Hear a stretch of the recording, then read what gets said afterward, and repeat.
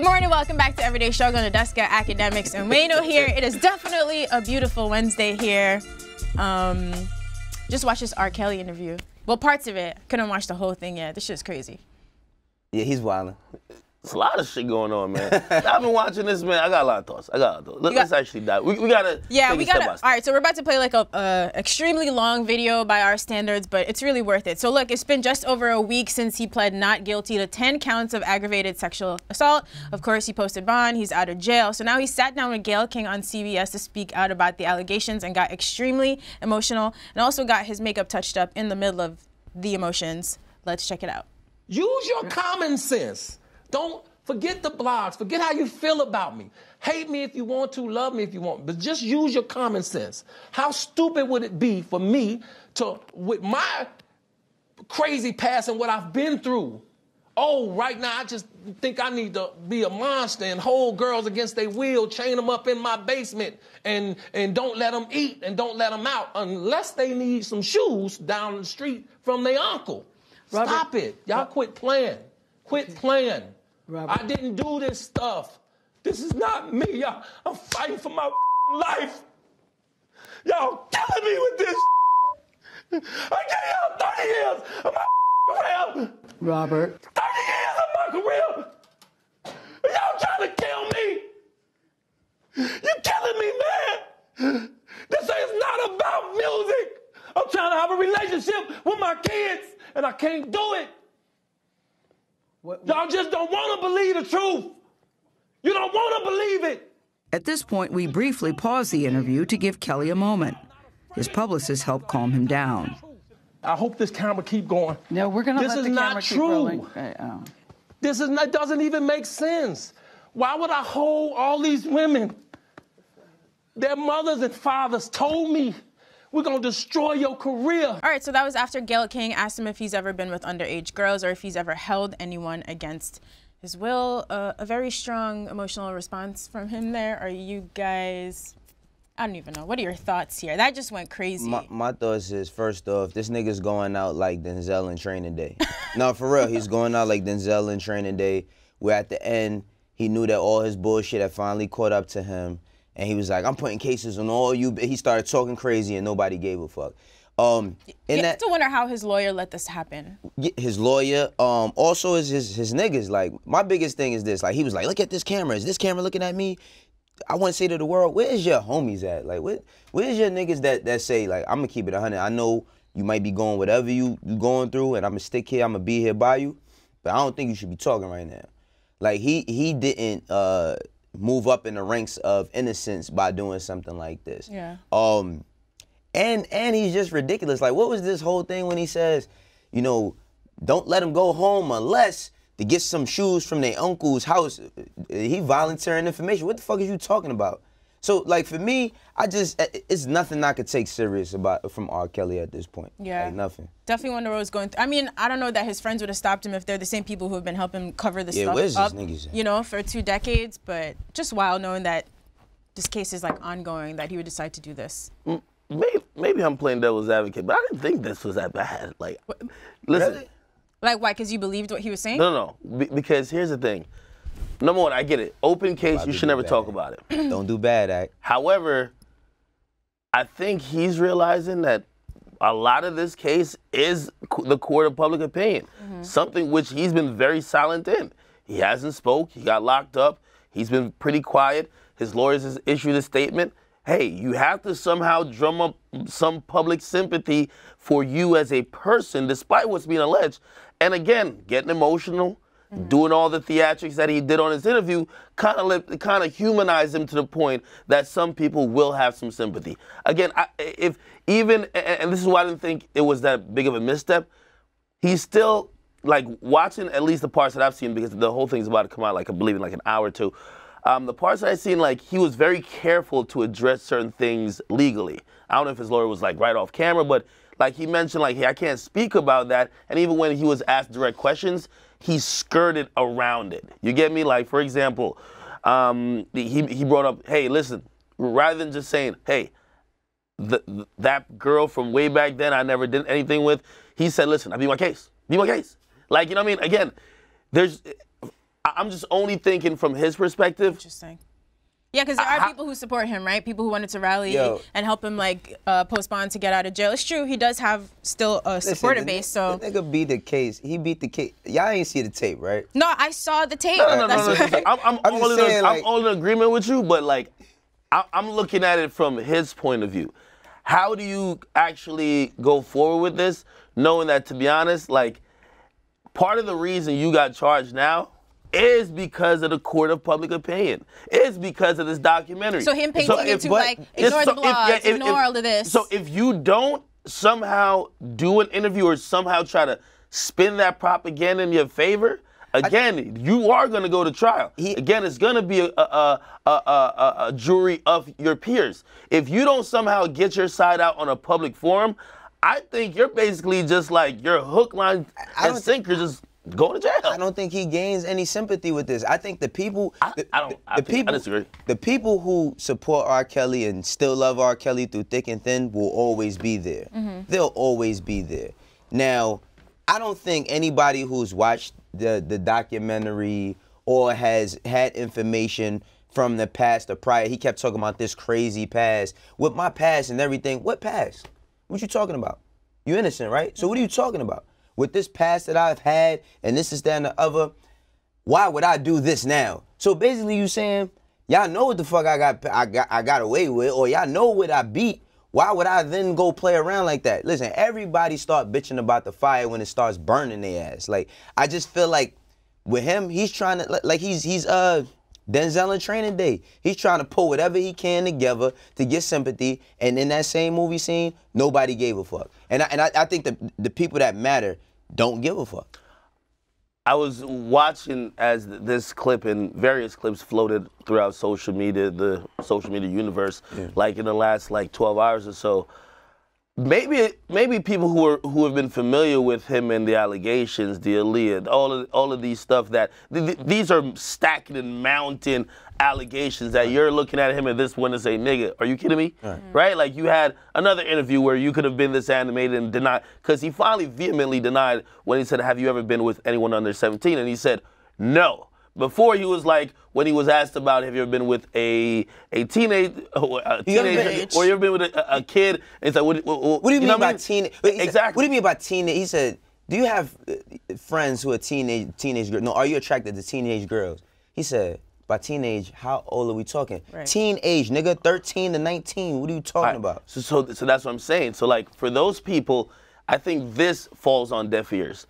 But to a lot of people who, again, they're kind of new to all of this, I saw a lot of people be like, oh shit, this sounds like an innocent man crying out. Oh, really? Because they don't have all that context. So what's the motive here? So he said, in terms of, like, the girls, the public he's been holding. Propaganda. No, he said, where would I hold all of these women? Their fathers and mothers told me you're going to destroy, we're going to destroy your career. So he's saying their motive is destroying his career. You're R. Kelly. Like, you're cemented. It's not like you're a brand new upcoming artist and they're trying to tear your career down. That's not even a good motive. Well, his cement is crumbling now, but I think that when it comes to in terms, now, I'm pretty sure for everybody who has, like, an allegation against R. Kelly, I'm pretty sure it's a few people like, man, fuck that. Let me jump in and see what I could do, right? Like, I'm pretty sure there's a few of them that's like that. But there's more that there's hard, concrete evidence against this man that substantiates their claims than it isn't. Like, when you have, like, the whole shit with Aaliyah, the girls that was on the bus and said they caught him, they opened up the door, caught him having sex with Aaliyah. So 100 people then said you was fucking with Aaliyah, your manager said you got married to her, all of this, and that never happened. You've never done nothing ever in your life. Like, the thing is that, you know, I'm not no judge or nothing, but you got to stand for what you do. Like, whatever it is that comes across in your life or whatever decision you make, you got to stand for it. And he's trying to save himself, but this mountain evidence of years and years and years is going to go against him, especially now we have the court of public opinion before you get to a real court. There's nothing nobody can do about that. I think this is going to come down, this is me looking into the future, I think it's going to come down between what you think of it morally based on the allegations versus what could actually be proved in court. Because if I'm supposed to believe his lawyer, even the slightest bit, and of course his lawyer is meant to defend him, so of course he has all the reason to lie in Mr. Kelly's favor. I'm sounding like an attorney over here. I'm bodying this. Anyway, Robert. But like, if they're saying that the new evidence that has led to the new charges are some shit that were related to like the old case. They might not have anything they could really nail him in court with, even though it's a lot of charges, right? But they might. Now, regardless if he's innocent or not, I think morally people have their minds made up. Like, there's too many allegations, nigga, fuck smoke, nigga, we see the fire. You get me? So, again, I think this is him trying to set up that court shit. So you think it was a good strategic move on his part? Sounds like it. I mean, it looked kind of unhinged. I'm not saying to be this like animated and like, yo, y'all, they trying to kill me. But he had to address the public. He couldn't have just laid quiet because, of course, we know the victims, they now have a platform and they've been given their chance to vocalize their experience with him. He couldn't have just not said nothing. He would have looked way crazier than he looked even in this. Well, I mean, we all know that when it comes to and by the way, I don't want anyone to take this as like I'm defending the nigga. No, you're just making a good point. I'm being objective in why he's doing this and how it may come across to some people who pretty much are new to this. You think he rehearsed for this? I don't know what to think about R. Kelly You know what I mean? anymore. Was that like, I don't. Those can't all be. I'm sure some of it, the emotion is genuine in terms of him feeling attacked, even if he is in the wrong. Yeah. But I wonder how much he rehearsed for this ahead of time. Like he scripted out where he was gonna cry and stand up, and you know what I mean? Well, maybe not. I think that was genuine. I think his very concise and clear answer, and sometimes like evasive answers to some of the direct questions. Because of his legal case, that has to be rehearsed. Like, he has to sit with a lawyer and be like, yo, they ask you this, nigga, you cannot answer that. You get me? It's an ongoing case. And, you know, he referred to it like, hey, listen, I told you I can't talk about two things because it's an open case. But I do think the emotion as he's going along, because you can tell, yo, Gayle King is like asking questions like, nigga, you don't even believe you, right? Like, bruh, like, what's up? And you could tell, like, he's trying to convince her because part of winning over the audience is winning over the interviewer. Right. And she's continually hitting him with questions like, okay, but what about this? But what about this? But okay, we get that case. Get that, but what about, right. There's other allegations. You're not hiding people and locking them up in your basement. So, you know, I think that's part of that emotional outburst. So we'll see. But I think, by the way, he's great at these interviews. Every time he's done an interview in the last 5 years, he walked off the Huffington Post. Remember, well, it's more than 5 years ago, probably 10. The one with BT Torre where he says, yo, listen, yo, it's how old? He said teenage. What do you, by teenage, what do you mean? You mean 20 teen, 25 teen? Like, what the fuck are you talking about? So, but like every time he's spoken about this, it's been memorable. Now we gonna eat this up on social media for a while. Oh no, they killing him. Like the memes is insane already. Like, I would like to hear from the people who saw this and now feel bad for him. Just to hear the other perspective that you're talking about. Genuinely. You probably get like the offhand when you hear their excuse of why they feel like they want to support him. My whole thing with this, with R. Kelly is this, man. It's like everybody's against you. I just feel like it can't be for nothing. Like, it can't be for nothing. It's just because you stop paying people or just because you have fallouts with people that everybody's bringing all of these allegations up against you. No, I just think that a lot of people just have some self-checking to do, you know? And by the way, while thinking about all of that, he has to, like, R. Kelly has to realize, I forgot what I was going to say. I had a great point, too. I forgot. Hey, man. All the emotions are getting to you? No. It was... Don't worry, you're not out of time. I'm sure we're going to continue talking about this on the next episode because there's still more of the interview for us to watch. Only got to see some of the clips. Yeah, man. I mean, who knows? Yeah, I forgot. Don't worry. I need a pen up here, man. I need to write we'll shit get down. back to it. I think I'm looking at this new clip. I'm like, what the fuck is that? Yeah, was it a bad... So do you think ultimately, was it a bad look for him to do this? Oh, this is what I was going to say. I'm sorry. So, you know how I said this it's kind of propaganda while you're doing this. You're trying to control a little bit of public opinion. Hopefully this interview is like, this is a half-court shot that, yo, maybe you could convince a couple of people to give you a chance that probably already looking at the evidence like, no. The Jussie Smollett effect could happen to him, though, where you do the interview and people will be like, maybe. And then it then starts to unravel with more evidence. Right. You get me? Because, like, so far, his lawyer has put out statements to try to rebut what's coming out, to say, yo, what y'all seeing is old. It's some double jeopardy shit. Yeah. By the way, the guy who is they call him the whistleblower that has turned in a lot of evidence to like the Cook County prosecutor's office, they said, we don't think these people know what double jeopardy means because these are new cases. Right. Like it's not the same girl, it's other women that he's like recorded with. So if that's the case and more evidence comes out like in the following weeks, this interview is gonna look even crazier. Because he mentions double jeopardy himself, right? Yeah, because I think that's what he's banking on. Right. I think he's banking on, yo, this is double jeopardy. If I beat that case, whatever y'all think about me, y'all should look at the humanity in this and say, if I beat the case, just like with OJ at the time, don't try me again. Right. Except we're hearing otherwise. Wow. We'll see. Where is OJ? He's been low. I don't know. Since he came home. I don't know, actually.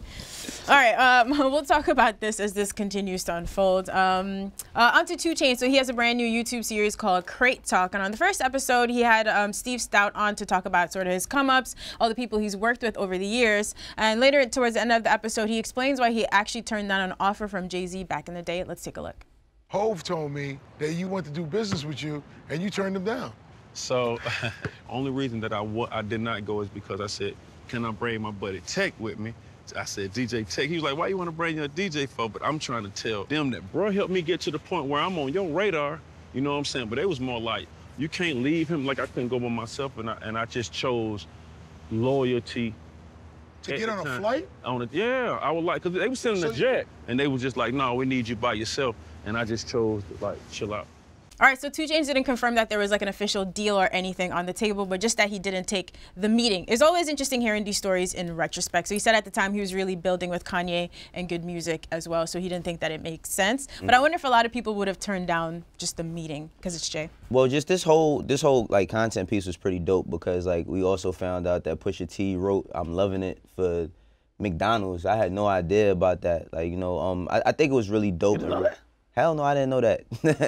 That's when I realized this nigga was getting them checks. Yeah, I had no idea. But I'm just saying, just overall with that situation, I think it's really commendable what Chainz did because like Tech is his manager, and the whole thing with, like he said, I'm trying to bring the one person that has me on y'all radar up there so that he could, could share this moment. So I think what he did was very smart, and it worked out for them in the end. He didn't even sign to good music either. Yeah. He just went totally with Def Jam and built his own stuff, but.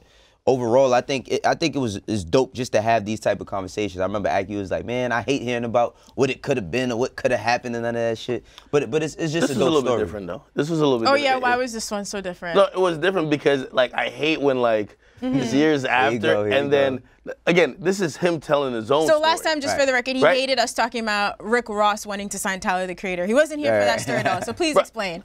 If Jay-Z just randomly just said it, I'd be like, Jay, why are you talking about this? You get me? Like if you're sharing your own story, I get it. Yeah. Again, his album's out. He's telling everybody what could have been. I get that. I just hate when, because they do it a lot to Drake. It'll be like T.I. shows up to Breakfast Club. Yo, I could have signed Drake. I'm like, I love you, T.I., but bro, hey, if you could have signed, if you wanted to sign Drake and it fell through, you'd probably be talking about it too. All right, fine. Back to this one. All right, but honestly, I think he made the right choice. Like again, I don't know too much about what that meeting could have been, but if you're telling me my business partner can't come, but only me, I'm sorry, bro.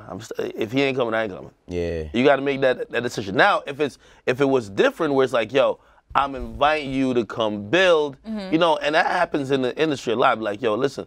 First, before we do business, I got to know you. You also hate those, it sounds like, when you have to go build. I don't do those. You get me? But it's Jay-Z. It was an Illuminati meeting, my nigga. They was in. If Jay-Z is inviting you to come do some Illuminati sacrifice to, you know what I mean, get your little higher state in the whatever Illuminati ship, you might have to go. But if it's a business meeting, it's like, imagine somebody says, I'm bringing it to an extreme, but imagine somebody be like, yo, listen, yo, yeah, I might be interested in signing you. Come through. Don't bring a lawyer. Like, what? I'm not coming. You feel me? So again. Well, your lawyer doesn't usually attend. Well, lawyers don't usually. Well, lawyers don't usually attend signing conversations. If we gonna discuss anything, my lawyer and my manager need to be there. Well, I'm just telling you, I only come to rap. Manager, yeah, but like lawyer usually isn't in the room. The first initial conversation. Once they send some paperwork your way, then you need the lawyer. But at least he's loyal. There's not a lot of loyalty in the game. I'm sure there's some people who would have been like, manager, fuck out of here. I'm taking this meeting. Manager? What do I need a manager for? All right, so. All right. Yeah, 2 Chainz a real one. Well, also it goes to speak to about having the same people around you as you go along. And I forgot who mentioned that about just having the same core team rather than just like replacing people, and how that team like helps you out in the long run when you're very comfortable and you know how each other work, rather than like you're thinking about the people around you, a manager, publicist, whoever is super replaceable. So as you elevate, you look at them and be like, you niggas gotta go. Well, I mean, that's part of your team. I think, like, you know, the right structure for artists to usually have is, like, if you have not just a manager but a management team, because, like, one person can't do all the jobs. So it should be, like, a management team should be a culmination of, like, you know, a tour manager, your day-to-day manager, a person that probably handles your business. Then you have, you know, like your booking agent. I think everybody has to be on the same page, and everybody has to be wanting to go to the same direction in order to build you into the right place. But it's good when you have a solid team and you stick by them, because they'll stick by you. You know. Love to 2 Chainz. Oh, he said getting the Jay-Z verse is still on his bucket list. He said he wanted it for Rapper Go to the League, but the timing wasn't right, so we're still gonna wait for that to happen. It must happen at some point. It must happen. I want to hear it. What's the process of Jay giving out verses now? I don't know. I wonder too. NDA. I don't know. If I'm Jay, I'm not giving out, like, how old is Jay? I'm not giving out verses all willy-nilly now. Like, I love these guys, but I'm fighting for some other shit. I don't got time. You think Chainz? I think Chainz has earned it at this point. No, of course he's earned it. Yeah. Of course he's earned it. But like, I feel like for most rappers in the game, like the Jay verse got to be on your bucket list. It's got to. Yeah. You get me? So, but it has to be the right. And I'm not saying, because he had a few joints that was on his album that I felt like Jay could have possibly been on if he wanted him on it. But I mean, there's one that he said this beat is hard enough to put Jay on it, right? It's like one of the first few. Exactly, songs. But I don't know, yo. Maybe that was the one. Maybe that actually was the one. Jay, man. Can we get the remix, Jay, Jay's for the deluxe version Jedi or something? Knight, like, yeah, you know, when I'm ready, you know, like, we'll make it happen. Oh, man. Hopefully sooner than later. Right. All right, still enjoying the album, though. Absolutely. All right, so we got a new heat check artist today, and it's going to be Lil Skies. So he's a 20-year-old rapper from Waynesboro, Pennsylvania, who's been making some pretty good mainstream moves. So he's signed to All We Got Entertainment / Atlantic Records, and he's had some notable releases, songs like Red Roses, Lust, Nowadays, and I. His most recent project, which dropped this year, is called Shelby, and last year we got Life of a Dark Rose. Doing really well on YouTube. Red Roses, over 153 million streams, etc. And I think the album is expected to move like 45 to 50K, although numbers are your thing. Are you guys a big fan of Lil Skies? You actually like Lil Skies. Lil Skies is one of these, one of the newer rappers where a little bit of an unorthodox sound, but I always feel like his music is. Remember when I said it? Like it's a grower, not a shower. Like yeah, you have the worst sayings of all times. Yeah, go ahead. Look at Wayno. Wayno mind is always somewhere else. But he's one of the perfect example of that. I remember when his first project came out, and I first listened to it initially, I was like, I was cool on it. And then eventually, like, the songs grew on to me. And this album, I've been playing it since it came out on the weekend, and I'm like, at first I was like, I don't know. But increasingly, I've been listening to it even more. Okay. I know he dipped out of the limelight recently because, you know, he's been struggling with some like depression and all that, and I'm finally glad that he's coming back with some music. He's addressing a lot of those issues in the music, and to be honest, you know, like I think a lot of people don't give him a chance because of how he looks. When you look at him, like I don't know what about fame and success just allows all these rappers to just tat all their face up, but like when he first came in, he had like probably like 20 less face tattoos. But I do think that kind of deters certain people from getting into his music. But he could kind of rap, at least for the new guys. Yeah. For the new guys, he could kind of rap. So there's some introspective music on his new project, and I actually like it. Yeah, I was gonna say, like, I'm a bigger fan of Sky's story as opposed to his music, because like I looked him up. This is like last year when I found out about him. He's been rapping, like really. He recorded his first song when he was like 4 or 5 years old, because his dad was a rapper. His dad was a rapper, and his dad has had him rapping ever since he was a kid. And I think he really started to get some momentum around, like, what is he, like 19 now? But he really started to get a little bit of momentum around 15. And then it grew into what it is today. He has a story of like continuously trying and falling off the horse, getting back on, trying to build it.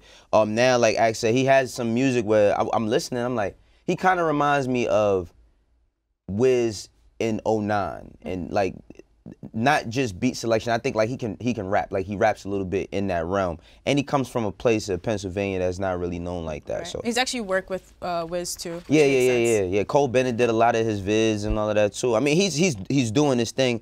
I'm eager to see if he can take it to another level. I think what really has to happen is he got to take the Little off his name. I think Skies is a good enough name. Yeah, because Little groups you into so much shit. It's like as soon as you're a Little and you have face tats and you have hair, you're automatically put into a box, and I think that he's good enough to not be in that box. But you got to take that Little off your name. I think his biggest obstacle at this point is himself. And again, don't know what's going on with him personally, but I do believe it's kind of hindered him from being out there. You don't see him too much. He's not visible a lot. He'll be absent on social media, and then, you know, for the type of artist he should be out there a little bit more, because again, while you have the dope music, you also want people to get to know you. Right. Again, a part of like people even buying into your story is people continue to see that story to grow, and you being transparent as an artist too. Okay, not only inside the music. So after, like, if it's not him, I think he's gonna do great. By the way, the first time I saw him perform was when an Uzi concert, he opened up for Uzi, and people were going crazy. Really? I was late on him, though. All right, so if it's like you said, he's dealing with depression and stuff like that, hopefully he figures it all out and is in a better space so he can be out here promoting the music. So yeah, that project is called Shelby, if you want to go check it out. And now, unfortunately, we have to put someone on the clock. It's been a while since we've done this segment, right? But today it seems like we might be putting Ugly God on the clock. So you guys remember he caught a platinum single back in 2016 with Water that landed him on the XXL's 2017 freshman list. He dropped a project that same year called The Booty Tape. I believe it went to like #7 on the Billboard chart. But things have been a little quiet since then. Let's see. So last year we heard him on Yachty's album Low Boat 2. In April he gave us an EP titled Just a Little Something before the album, but it kind of went under the radar. And then late last year he promised 2 more projects, an album and another untitled project, but we haven't gotten those yet. So I don't know, would you guys put him on the clock, or do you feel like he still has some time here? Ugly Guy's my guy. He's actually a friend of mine too. He's on the clock though, and I've told him this personally. I think he has a lot of kind of anxiety of releasing music and its reception, and also making sure it's right. He's independent right now. I've actually, which I usually don't advise people to sign. Independent. Well, he has to Asylum. Well, it's a distribution situation. That's not all the way independent though. They're still in a Warner Music Group system. So at least, well, unless he signed something. No. But are you trying to say he doesn't have enough support and promotion? No. At least from what he's told me, he has a 2-album distribution deal, which he's still like he could.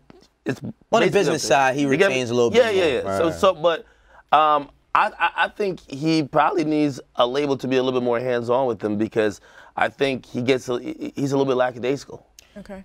You know, I think he should be more proactive and put more music out. Like, people really want to hear from him. Like, he did great. But wait, those are different, being lackadaisical and having anxiety. Is he nervous about putting the music out, or is he being lazy about it? Both of them. Okay, a combination. No, he has a bunch of music, but like, he doesn't. Is he scared about what the right music is, when to put it out? Yeah, but like, he doesn't see it as urgent. Okay. You get me? Like, I look at it for the type of artist he is. Man, shit goes by quick. Right. You get me? Like, you were on the freshman cover 2 years ago. About now, like, that was it's about 2 years ago. It's about to be another cover that's coming out soon. And if we're just judging years, like, it's out of sight, out of mind. And again, if you could have these like good performances, we saw it with Cardi. Like, you know, but Cardi's one of those rare artists where, even though when he didn't put out music, he was still visible and still like affiliated with a obviously ASAP Mob, which kept him good. That when he did put out music, it was well received. I look at Ugly God and I think he just needs to drop something. Right. Like, I've heard some good music. Drop something. You know, he's one of those guys who he produces his own music. Also, but what about the EP he dropped? So that was April, the one that says something like whatever told you till the album. Yeah. Did you like the songs on that, or you feel like it just wasn't the right? No, I liked it. Yo, he just has to put out the album. Well, I mean, I know a lot of times you're against the establishment as far as like labels, and I am too, because I deal with labels a lot of times, and a lot of them are full of bullshit, right? But I'm gonna put this more on him. I think that he's very critical of himself, because I'm not gonna sit here and act like I'm the most well-versed Ugly God listener. I'm not. But from what I've seen, his interviews I watch, like you said, like he seems like a bit of a perfectionist. And I feel like when you're a very, very early artist, unless you have a music that's like impactful on some Drake or Kendrick shit or Cole shit, you can't be so critical of yourself the way you take so much time off, because there's probably 5 or 6 more kids that either copied his style or watching him and saying, oh, he's about to lose a spot, I'm going to take it, or kind of trying to patent themselves near him. Now, the thing is that the work is up to him. He produces as well, right? He produces his own stuff. He produces, and he writes, and he raps, all his own shit. I can't put that on the establishment. Now, I know that you can't put time on fine art, but my nigga, in the climate we in with this music shit, you got to drop continuously, even if it's not every day or every month. You have to have, like, within 12 months, you have to have some sort of quarterly plan.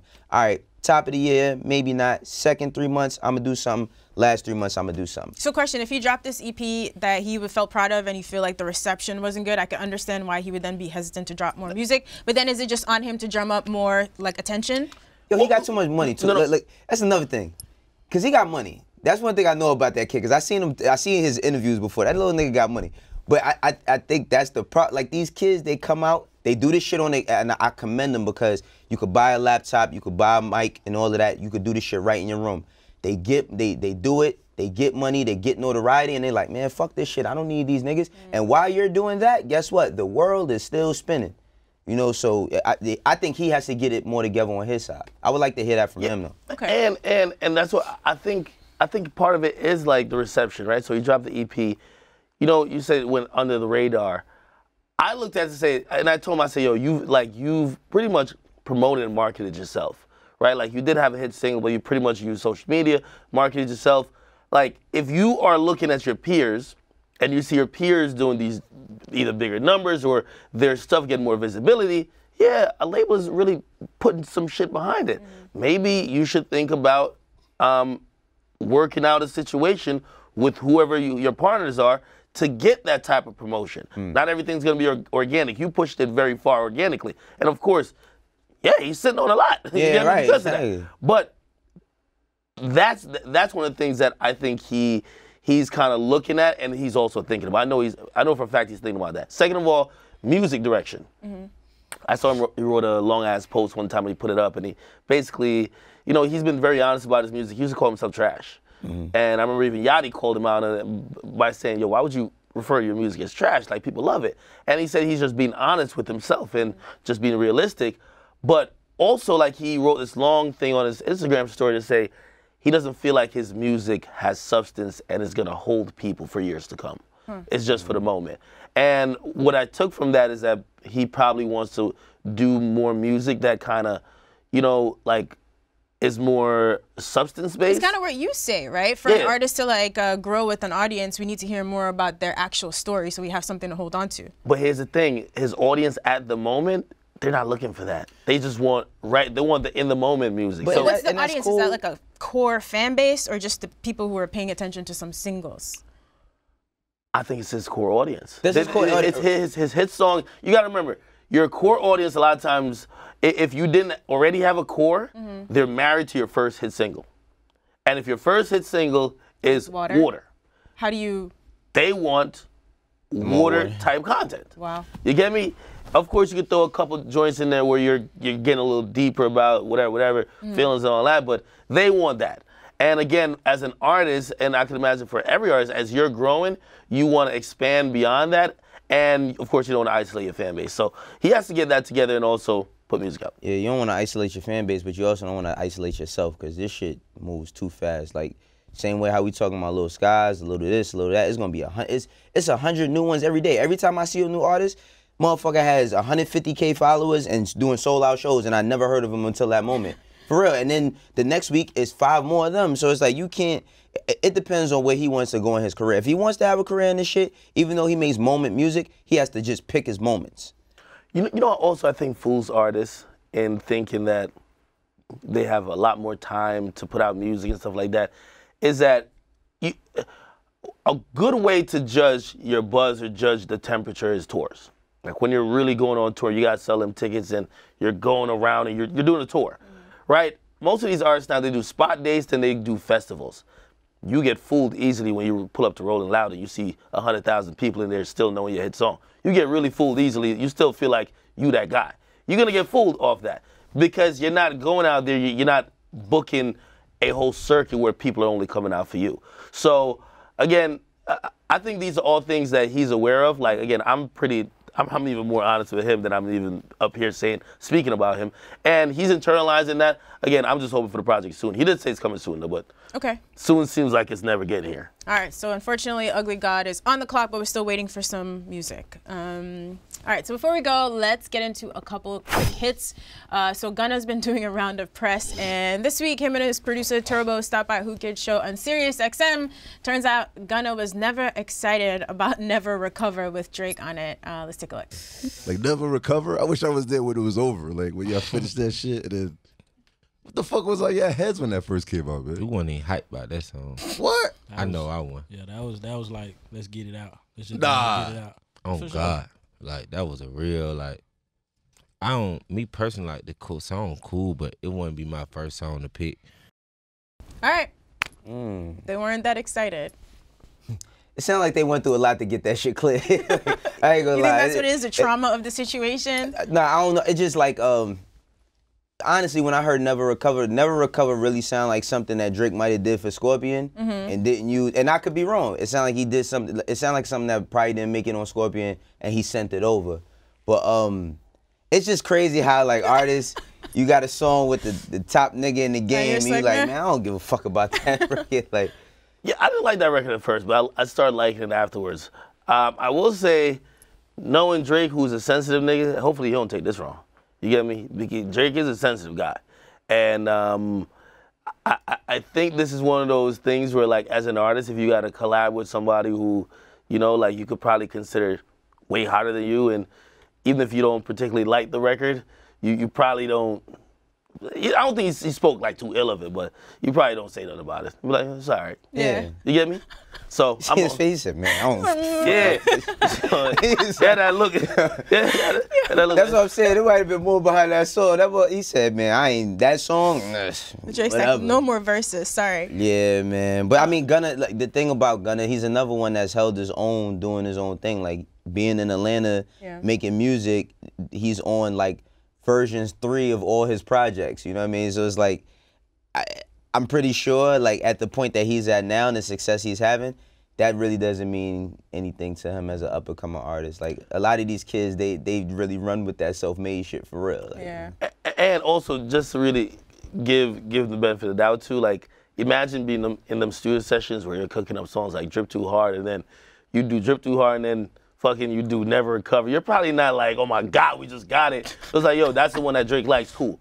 It's gonna be on. Yeah, because Drip Too Hard is way better. Yeah, no, of course. So like, if you're in that type of creative space where you're cranking out those, Never Recover is an aight song to you. You know what I mean? But of course, people are gonna talk about it because of the feature. Yeah, it's cool. Like, it's cool, man. I don't know. I wasn't hyped on that. I want to be unenthused about everything in life moving forward. All right, guys, I think that's our show for today. We got to go to get this up on time. Gentlemen, final thoughts. Every time they start dimming the lights, you have something to add. I just want to say I'm reserving all thought and opinion about all this R. Kelly nonsense. I would not be one of these niggas who are the judge and jury on social media. Really? I'm gonna watch how it plays out. Have you not made up your mind about him, though? I think he's a creep, but do I think no? But do I think there's evidence that puts him in jail? I'm not gonna be the person that convicts him there. I'm gonna wait till the court. Have you guys been watching the Michael Jackson HBO thing? I haven't gotten to see it yet. I feel like I Wait, need to reserve that for next. Yeah, I feel like I need to reserve it for the weekend. If they cancel Michael Jackson, man, I don't know. Nah, I ain't going. Nah, the thing was, I watched some of it, but like, not to sound crazy by saying this, but it's really boring. Like, it doesn't keep you engaged. Like, it's like. It's not really engaging. I mean, some of the stuff that's said in it is horrible stuff, but it's just like, it's really not an engaging doc where it keeps your attention. You know, like, I was watching it and then forgot it was actually on. Oh, wow. I heard some people say it was like so disturbing that they couldn't make it through, but I feel like I couldn't handle that this week. Listen, man, the world is disturbing. Shit. All right, so what is it now? It's finally March. Yeah, the headlines and the stories and the interviews keep getting crazier and crazier, man. Let's see. All right, we're gonna go. We'll see you guys tomorrow at 11:30 a.m. on Complex. If you're in trouble, don't do no fucking interviews. Unless you're a great, great actor, like everyone else out here.